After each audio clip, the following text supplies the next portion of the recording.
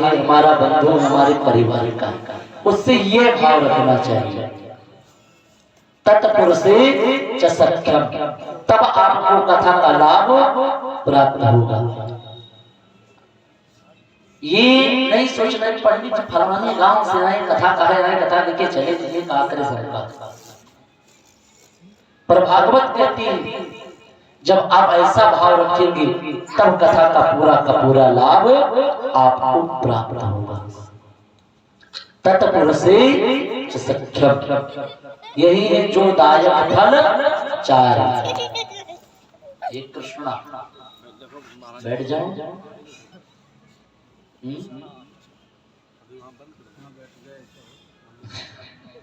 बैठ जैसे तुम्हारा नाम कृष्णा वैसे कृष्ण की ही कथा चल रही है। वो चीज नहीं दिलाएंगे। बोले गोविंद भगवान की जय।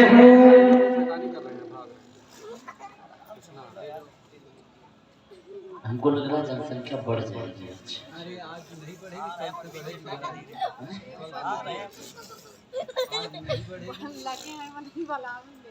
बोले गोविंद भगवान की जय।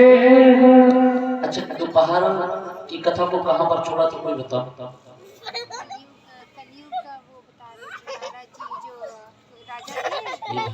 बैठ जाओ, बैठ जाओ। बाबा लड़का नहीं खिलावे आए हैं। हाँ, इनका ले जाओ। अरे लेकर नहीं आ रहे। बोले गोविंद भगवान की जय। दोपहर कालीन वेला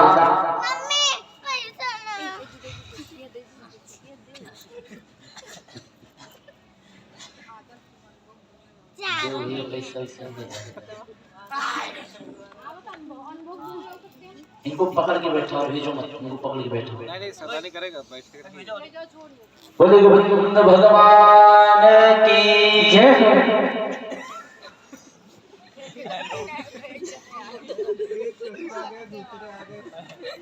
एक से बढ़ के एक है। बैठ जाओ, शांति से बैठो। हाँ बैठ जाओ, शांति बैठो, शैतानी बैठो। तो दोपहर कालीन वेला में कथा को विश्राम दिया गया था कि महाराज परीक्षित ने कलयुग को रहने के लिए पहले 4 स्थान दी, फिर 5वां स्थान स्वर्ण दिया और दोपहर में कसमों खवाए दिन में आए। हाँ, और यो बता दिया है जेको करी क्यों काम हो जानी हो ठाकुर जी चलिए बस। बुरे काम का बुरा नतीजा, इसलिए तो कलयुग। अच्छा आप लोग बताओ पहला स्थान कौन सा? कम से कम पता तो चले कथा काम कर रही है कि नहीं। हम फालतू चिल्लाए रहे हैं। जहाँ पे जुआ खेला जा रहा बता रहे। हाँ। सबसे पहला स्थान जहाँ पर जुआ खेला जाता है उस स्थान पर कलयुग का निवास है। दूसरा स्थान दुर्तम पान, जहाँ पर शराब यानी दारू पी जाती है खुले शब्दों में। मदिरा है एक चीज, नाम चाहे तो ले लो, चाहे बरोड़ी कहेंगे, क्योंकि क्या होता है जब 50 ग्राम अंदर वाकया इसलिए कथा पंडाल में कल हमने देखा था एक लोग आए थे, ऐसे व्यक्तियों को कथा पंडाल के अंदर प्रवेश करने मत देना। ये जिम्मेदारी आप लोगों की, इसलिए दोतम पानम, जहां पर मदिरा पी जाती वहां पर कलयुग का निवास है। दोतम पानम स्त्रिया सोनम, वैश्या के घर में भी कलयुग का वास है।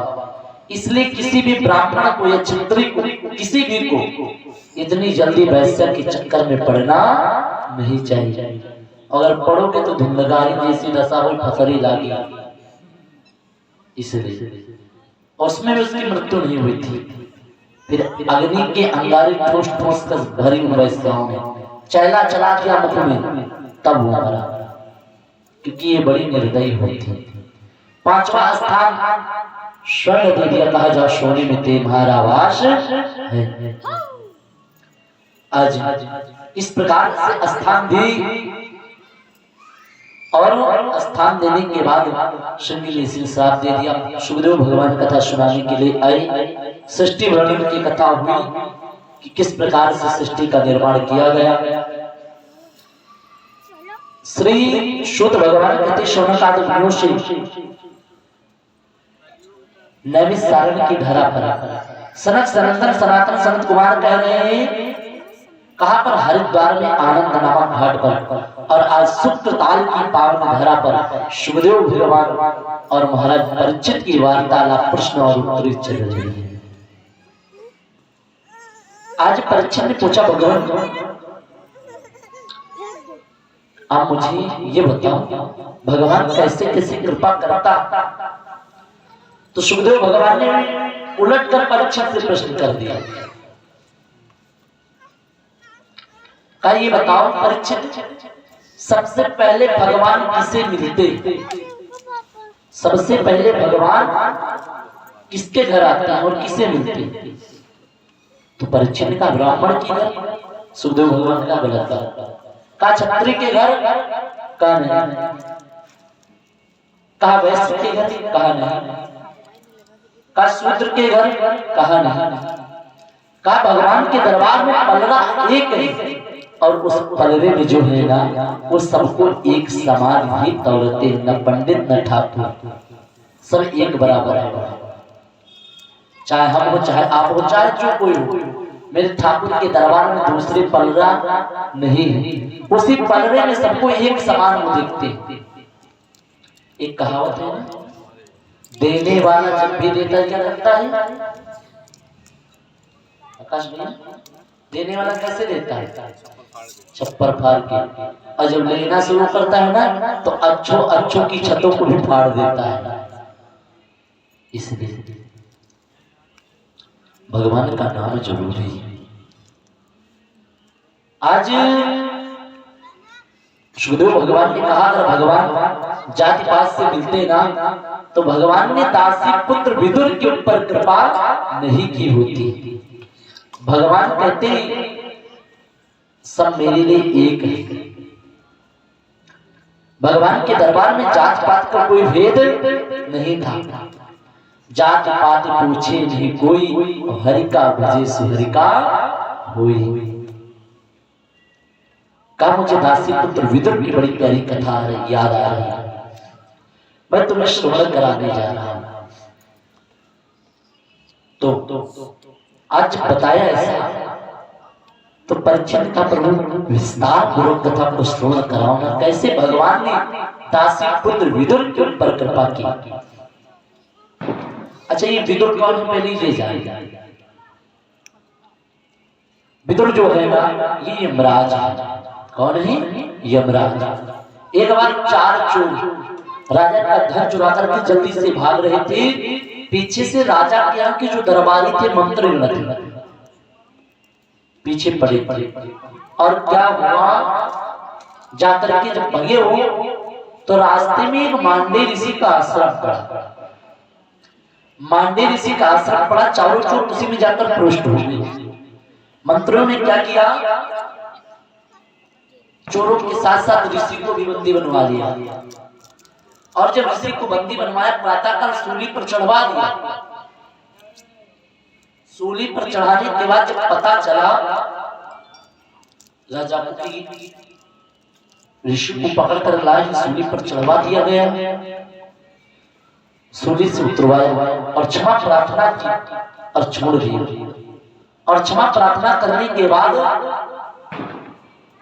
प्रार्थना की बार बार कि जो गलती उसको क्षमा कर। आज मांडे ऋषि मांडे नाम की जो ऋषि है ना, वो आज यमराज के पास पहुंचे। और यमराज के पास जब पहुंचे ना, तो पूछा मेरी क्या गलती थी और किस कारण मुझे सूली पर चढ़ना पड़ा। यमराज ने खोला रजिस्टर, क्योंकि चित्रगुप्त एक एक बात नोट किया करते हैं, उनके यहाँ कलम चला करती हमेशा। अब खोला रजिस्टर जैसे तैसे देखा, यमराज ने कहा तुमने कुछ किया तो नहीं था, पर बचपन में तुमने बहुत सारी गलतियां की थी। उनमें एक गलती सुनो, तुमने बचपन में उसकी नोक से एक टिंडी की आंख को फोड़ दिया था। उसी के परिणाम के हिसाब से तुमको इतना कष्ट प्राप्त हुआ। आज मंडे नाम के ऋषि ने कहा छोटी सी बात को लेकर इतना बड़ा कष्ट, इतना बड़ा द्वेष, क्रोध में आए और क्रोध में आकर के श्राप दिया। और श्राप क्या दिया कि जाओ जाकर मैं तुम्हें श्राप दे रहा हूं, जाकर तुम 100 वर्ष तक दासी पुत्र के रूप में बनो। आज वही यमराज दासी पुत्र बनकर के, दासी पुत्र विदुर काका बनकर आए। आज काका विदुर जो है ना, ये दुर्योधन के यहाँ के मंत्री। काका विदुर जो है ना, यदांत राजा ससतो साधुना काल धर्मे प्रविष्ट दृष्टि।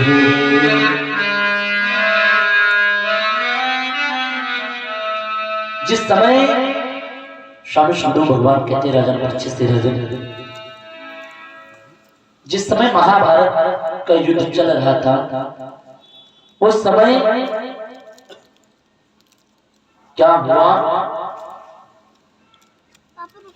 काका विदुर आए धृतराष्ट्र के पास, और धृतराष्ट्र के पास आकर कहने लगी, अरे धृतराष्ट्र, पांडवों को तुम क्यों सता रहे हो? ज्यादा ना हो तो पांडवों को कम से कम ना ज्यादा कुछ दो, आपके ही वंश के, तो कम से कम 5 ही गांव दे दो।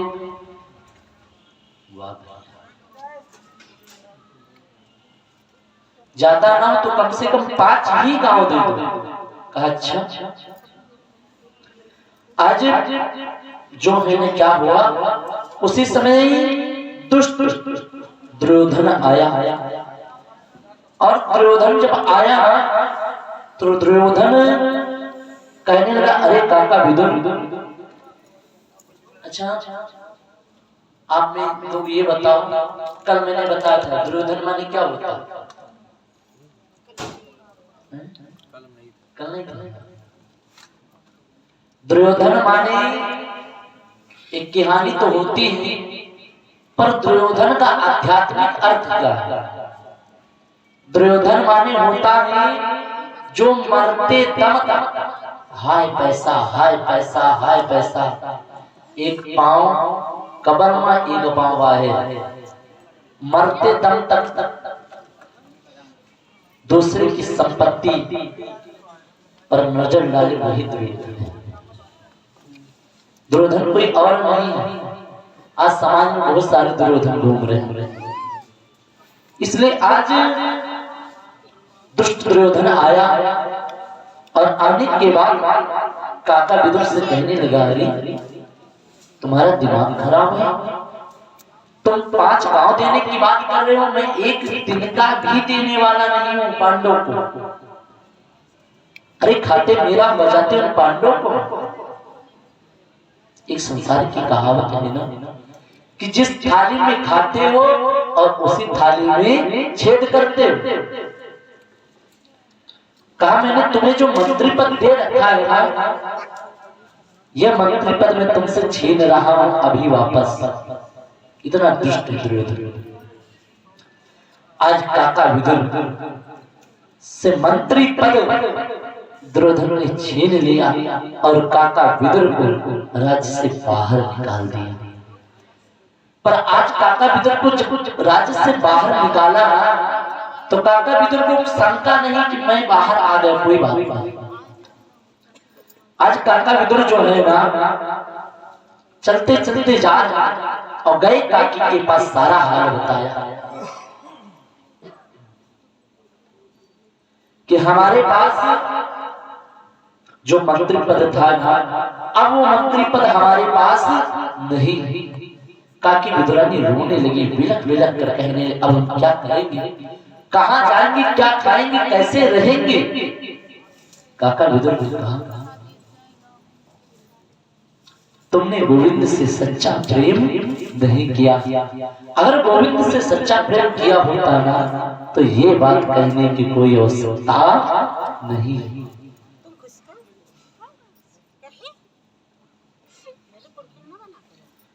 ये कोई बात करने की जरूरत ना होती। आज काका विदुर कहते हैं संसार छोड़ दे, छोड़ने दो, पर मेरा कन्हैया कभी साथ ना छोड़े। बस संसार की औकात नहीं कि आपको कुछ कर बताओ, कर सकता।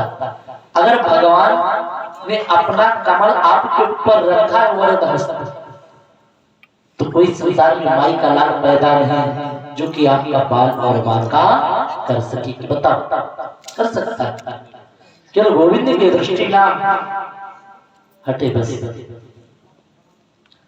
इसलिए आज काका विदुर कहते काकी विदुरानी से तुमने गोविंद से सच्चा प्रेम नहीं किया। अगर सच्चा प्रेम किया होता ना तो आज ये बात कहने की आवश्यकता ना होती।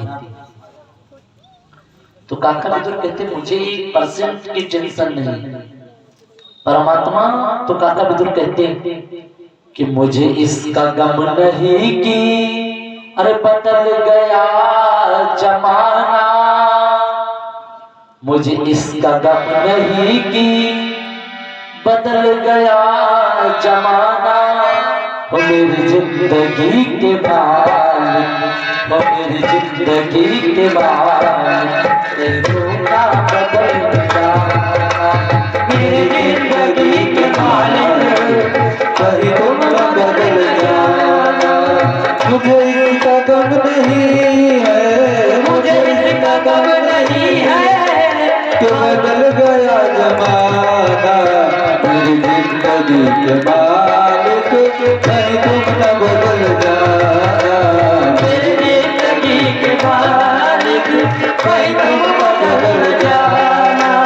मेरे जिंदगी के मालिक कहीं तुम बदल जाना।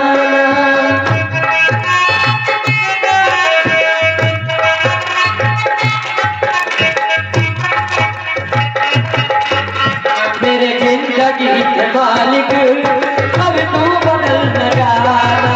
मेरे जिंदगी के मालिक कभी तू बदल न जाना। मेरे जिंदगी के मालिक कभी तू बदल न जाना। भगवान की जय। आप जो लोग इधर उधर खड़े हैं कृपया पंडाल के अंदर आकर बैठे, क्योंकि जब आप लोग सामने बैठेंगे तब हम भी आपको देखकर कथा कहने का प्रयास करेंगे, क्योंकि जब श्रोता सामने होते हैं तब कथा कहने में आनंद ज्यादा आता है। तो आप सब लोग इधर उधर मत खड़े बने, पंडाल में आकर के बैठ जाए। और आज काका विदुर कहते हैं तुमने गोविंद से सच्चा भाव नहीं किया। अगर गोविंद से सच्चा भाव किया होता ना तो आज ये बात तुम कभी नहीं कहती। अरे परमात्मा ने जन्म दिया तो व्यवस्था करेगा, गारंटी।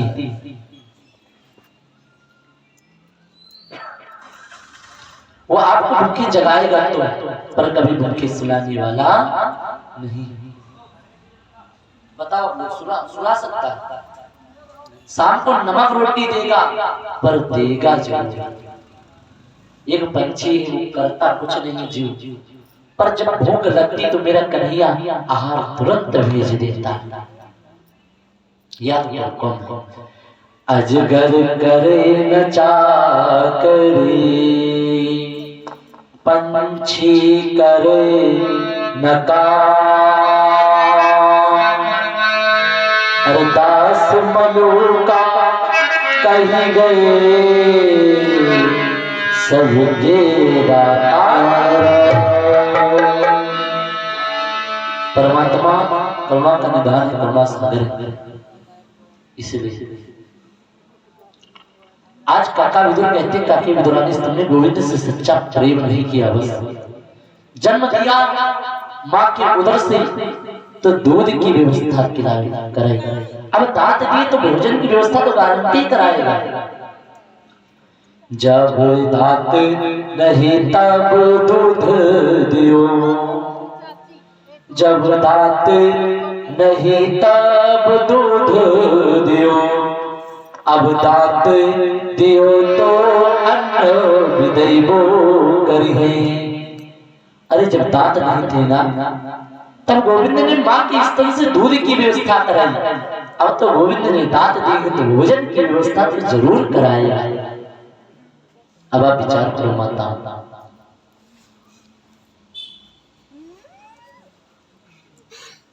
कि भगवान के पास दूध का समुद्र है, भगवान के पास दूध का समुद्र है। अगर दूध का समुद्र ना होता तो माताओं के स्तन में बच्चों को पिलाने के लिए दूध ना होता। इसलिए आप विचार करें,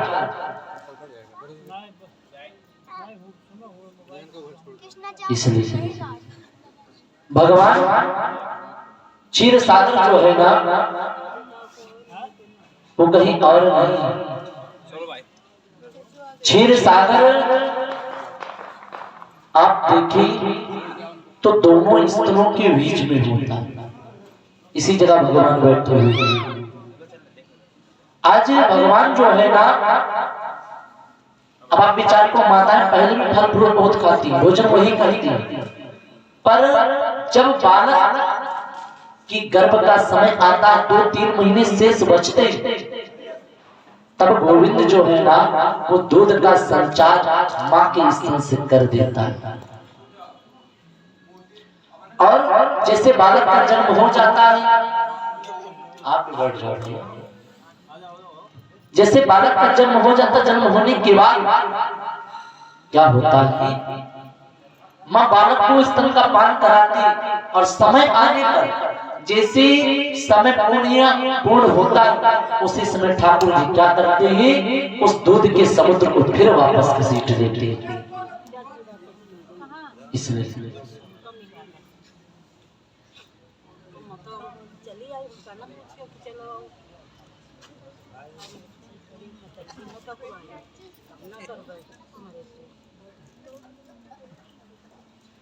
इसलिए भगवान के पास दूध का समुद्र है। बातें वेदों में जो बताया गया सत्यता है। आज काका विदुर कहते हैं भगवान ने जन्म दिया तो भोजन की व्यवस्था करेगा, पर काकी रोने लगी, कहाँ व्यवस्था करेगा। तो आज काकी विदुरानी जो है ना, काका विदुर काकी विदुरानी को लेकर के गए जंगल में पर्णकुटी बनाकर रहने लगे, और पर्णकुटी बनाकर जब रहने लगी तो एक दिन प्रातः काल का समय, प्रातः काल का जब समय है तो काका विदुर ने भ्रमण करते करते देखा सुबह हस्तिनापुर की गलियां सुंदर से सज रही, आज सिमरौता भी सुंदर सजा हुआ है। सजा हुआ कि नहीं, क्योंकि आज मेरे जगत के मालिक आए हैं। हस्तिनापुर की सुंदर सुंदर गलियां दिव्य दिव्य सजावट है, भव्य सजावट है। ऐसी सुंदर सी सजावट जो है ना, काका विदुर ने पूछा किसी से, अरे यार हस्तिनापुर में कुछ होने वाला है क्या? तो एक व्यक्ति ने कहा, अरे काका विदुर कैसे बहकी बहकी बातें कर रहे हो?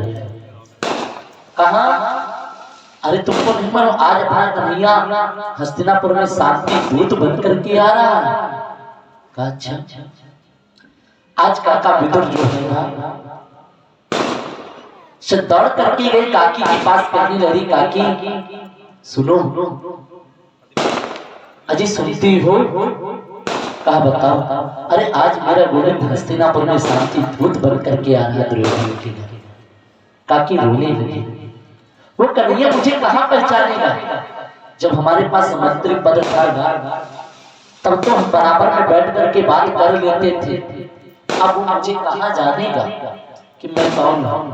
हम लाखों हजारों की भीड़ में पीछे खड़े रहेंगे, वो मुझे कहाँ देख पाएगा? काका विदुर ये गलत बात है। परमात्मा से जब सच्चा भाव लेना तो भगवान का भक्त लाखों ही करोड़ों भीड़ के भी पीछे खड़ा हो, तो मेरा गोविंद देख लेता, मेरा भक्त वो सामने खड़ा हुआ। आज द्वारिका से रथ चला, हस्तिनापुर पहुंचा। हस्तिनापुर में जब पहुंचा तो दुर्योधन ने स्वागत सम्मान खूब किया, और स्वागत सम्मान करने के बाद आज 56 प्रकार का व्यंजन लेकर के गोविंद के पास आए। गोविंद भोग लगा लेकर तो आए 56 प्रकार का व्यंजन, पर भाव 1% का नहीं भोग लगाने का। इसलिए गोविंद को फिर भाव से मतलब है। गोविंद ने मना कर दिया, मुझे भूख नहीं, मैं अपनी द्वारिका से खाकर आया। अच्छा आप मुझे बताओ, मनुष्य दूसरे के घर में कब खाता है? दूसरे के घर पर कब खाता? या तो धर्म पत्नी भोजन न बनाती तब, या अगर सच्चे भाव से सच्चे प्रेम से कोई खिलाएगा तो आप अगर घर से भोजन करके गए और सच्चे प्रेम से कोई खिला रहा है तब आप आधी रोटी या एक रोटी जरूर खा लेंगे। क्योंकि पर आज दुष्ट दुर्योधन के पास वो भाव नहीं का, कन्हैया लो भूख करो। कन्हैया ने साफ इनकार कर दिया, मुझे भूख नहीं, और रथ पर खड़े हो गए और खड़े होकर के आवाज लगाई, मेरा निमंत्रण जो है ना वो काका विदुर के घर में है। आज जैसे कहा काकी की आंखों में अश्रु छलक आए। काका विदुर ने कहा, मैंने कहा था तुमसे भगवान केवल भक्तों के भाव के भूखे, बस लड्डू पेड़ा बर्फी के नहीं भूखे। का जल्दी चलो। काकी लौट कर आई जल्दी से। काका विदुर ने आकर थैला लिया, माखन मिश्री लेने के लिए गई, और जब माखन भैया चरपैया नहीं चल रहे, माखन मिश्री लेने के लिए गई तो आज काकी विदुरानी का प्रेम जो है ना इतनी चरम सीमा पर पहुंच गया। आज काकी विदुरानी ने कजली फल तोड़ कर रखे घर में जाकर के गौ के गोबर से सुंदर सा चौके का लेपन किया। अच्छा बताओ, गौ के गोबर से कौन कौन अपने घर का चौका पूरता है? कोई नहीं पूरता, सब लोग पूरते। जरूरी पूरना,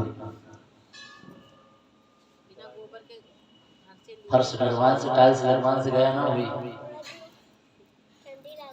घर में पूरे घर बनवाओ, ठीक, उस घर में छोटा सा स्थान, घर के बीचों बीच आंगन में थोड़ी सी जगह छोड़ देनी चाहिए। छोड़ने से ये होगा कि जिस घर में गौ के गोबर से लेपन होता है उस घर में धीरे धीरे से उस घर का पितृ दोष नष्ट होना शुरू हो जाता है। इसलिए गौ की गोबर से काकी विदुरानी ने चौका लगाया, पाटा ला करके रखा। आज काकी विदुरानी बैठी दरवाजे के पास इंतजार कर रही, कन्हैया कहीं लौट ना जाए। और कैसे इंतजार करने का काकी विदुरानी कहती है,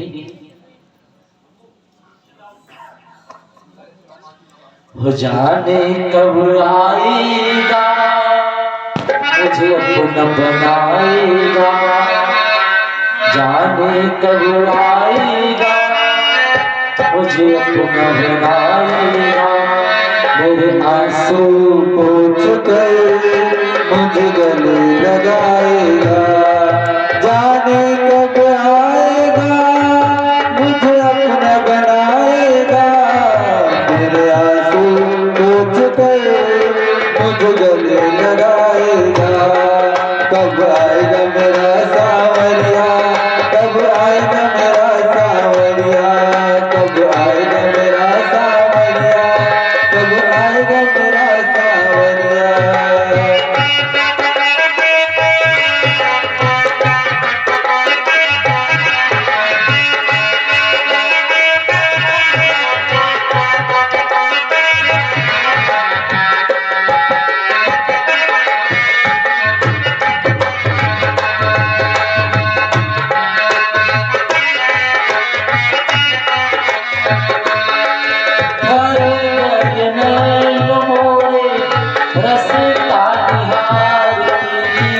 थक गए नैन मेरे रसता निहार के, थक गए नैन मेरे रसता निहार के।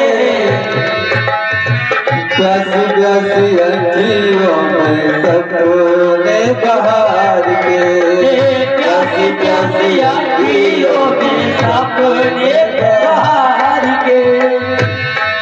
जीवन बन जाएगा जब कान्हा आएगा, जीवन बन जाएगा जब कान्हा आएगा।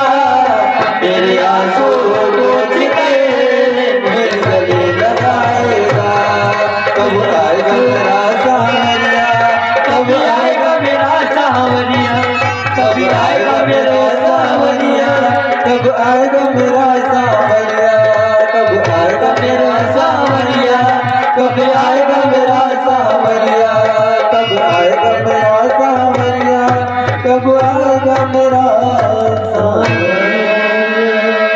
बोली बोली बोली भगवान की जय। आज कन्हैया का रथ आकर के रुका दरवाजे पर और कहा, अरे काकी जल्दी से दरवाजों को खोलो, मुझे बहुत तेज से भूख लग रही है।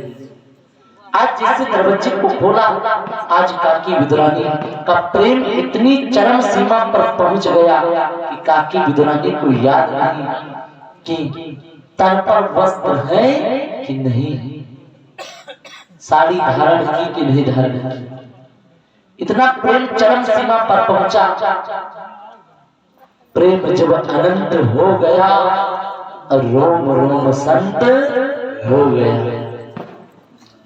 आज काकी विदुरानी का प्रेम इतनी चरम सीमा पर पहुंच गया और पहुंचने के बाद आज काकी विदुरानी कहती, बैठाया कन्हैया को पाटा रखा और पाटा रख करके काकी विदुरानी ठाकुर जी को भोग लगा रहा। कदली फल जो तोड़ कर लाई थी, गुदा गुदा बाहर फेंक रही निकाल निकाल करके, और चिक्कल चिक्कल मेरे गोविंद को दे रही हूँ। और मेरे गोविंद मंद मंद बैठ करके मुस्कुरा मुस्कुरा करके भोग लगा रहा। इतना करुणा निधान है मेरे सरकार का। अच्छा ये बताओ, कौन कौन अपने घर भगवान को भोग के लिए बुलाना चाहता? हाथ उठाओ। कुर्सी वाले भैया, तुम लोग नहीं बुलाना चाहते? भगवान तुम्हारे घर है ना? दुश्मनी है?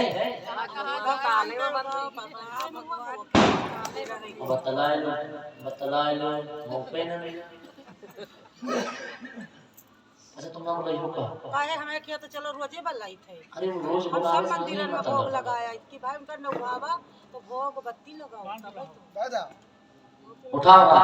कौन कौन गोविंद को बुलाएगा? भैया हम लोग नौका भैया का करे, भैया कर जाए।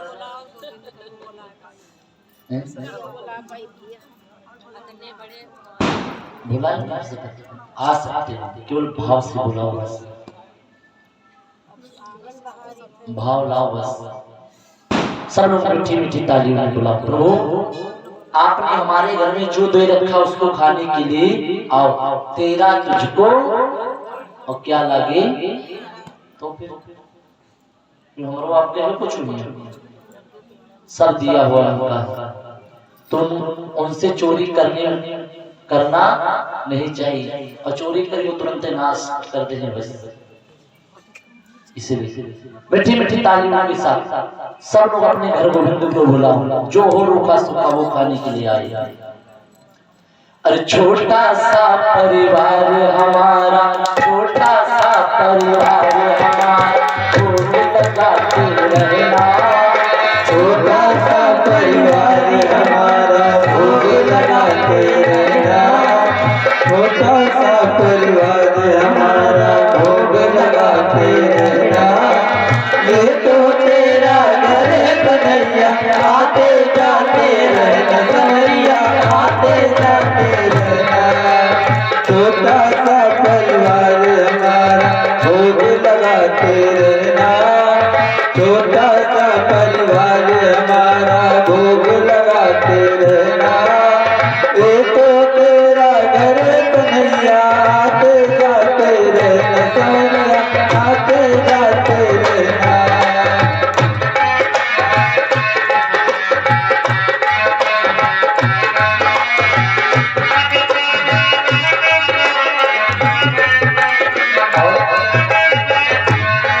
काफी उड़ानी करती कन्हैया मेरी गरज मेरी तुम बुलाओ, मेरी गरज मेरी ये मत समझो गरज हमारी, इससे तुम्हें बुलाते हैं। ये मत समझो गरज हमारी, इसलिए तुम्हें बुलाते हैं। ये मत समझो गरज हमारी, इसलिए तुम्हें बुलाते हैं। हमने सुना तुमको प्रेम के भूखे, इससे भोग लगाते हैं। हमने सुना तुम प्रेम के भूखे, इसलिए भोग लगाते हैं। प्रेम बाब से भोग सजाया, तुम से भोग सजाया, भोग लगाते रहना। ये तो तेरा घर कन्हैया, आते जाते रहना संवरिया, आते जाते रहना। ये तो तेरा घर है कंवरिया, आते जाते रहना कन्हैया, आते जाते रहना।